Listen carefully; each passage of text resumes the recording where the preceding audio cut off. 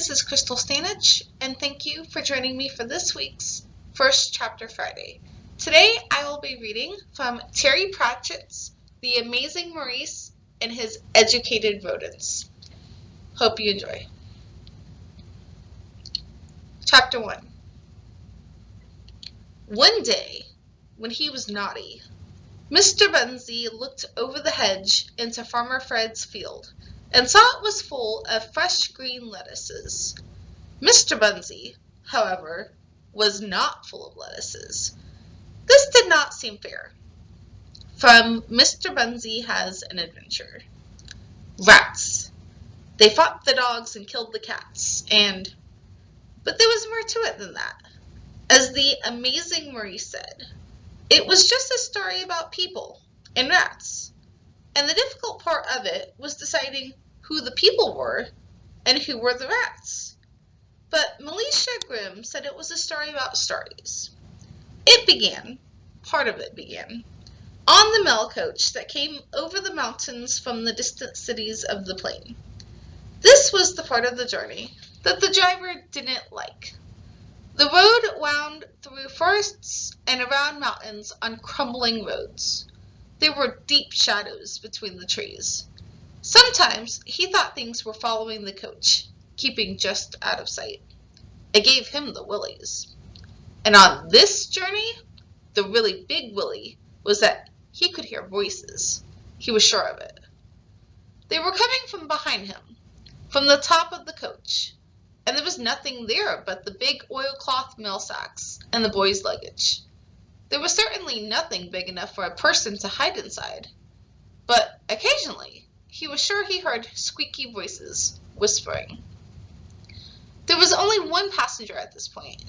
He was a fair-haired young man, sitting all by himself inside the rocking coach and reading a book. He was reading slowly and aloud, and moving his finger over the words. Uberwold, he read out. That's Uberwold, said a small, squeaky, but very clear voice. The dots make it a sort of long ooh sound, but you're doing well. Uberwold? There's such a thing as too much pronunciation, kid, said another voice, which sounded half asleep. But you know the best thing about Uberwold? It's a long, long way from Stolat. It's a long way from Pseudopolis. It's a long way from anywhere where the head of the watch says he'll have us boiled alive if he ever catches us. And it's not very modern. Bad roads. Lots of mountains in the way. People don't move about much up here, so news doesn't travel very fast. See? And they probably don't have policemen. Kid, we can make a fortune here. Maurice?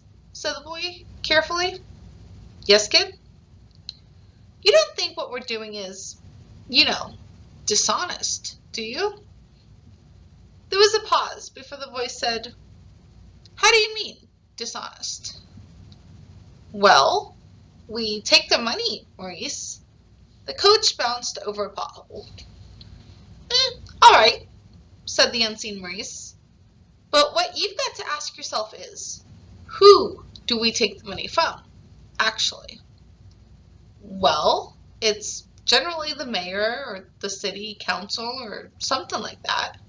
Right, and that means it's what? I've told you this bit before. Or it is government money, kid, said Maurice patiently. Say it. Government money. Government money, said the boy obediently. Right. And what do governments do with money? Or they pay soldiers, said Maurice. They have wars. In fact, we've probably stopped a lot of wars by taking the money and putting it where it can't do any harm. They'd put up statues to us, if they thought about it. Some of those towns looked pretty poor, Maurice, said the kid doubtfully. Hey, just the kind of places that don't need wars then. Dangerous Beans says it's... The boy concentrated, and his lips moved before he said the word, as if he was trying out the pronunciation to himself. It's Unethical. That's right, Maurice, said the squeaky voice. Dangerous Beans says we shouldn't live by trickery. Listen, Peaches. Trickery is what humans are all about, said the voice of Maurice. They're so keen on tricking one another all the time that they elect governments to do it for them. We give them value for money. They get a horrible plague of rats. They pay a rat piper. The rats all followed the kid out of town. Hoppity skip. End of plague. Everyone's happy that no one's whittling in the flour anymore. The government gets re-elected by a grateful population. General celebration all around. Money well spent, in my opinion. But there's only a plague because we make them think there is, said the voice of Peaches. Well, my dear, another thing all those little governments spend their money on is rat catchers, see? I don't know why I bother with a lot of you. I really don't. Yes, but they realized that the coach had stopped. Outside, in the rain, there was the jingle of harness. Then the coach rocked a little, and there was the sound of running feet. A voice from out of the darkness said, "Are there any wizards in there?" And if you would like to know what happens next, you can check this title out on the Hoopla app. Please join me here next week as I read from Catherine Rose's Camelot Burning. Thank you and have a great week.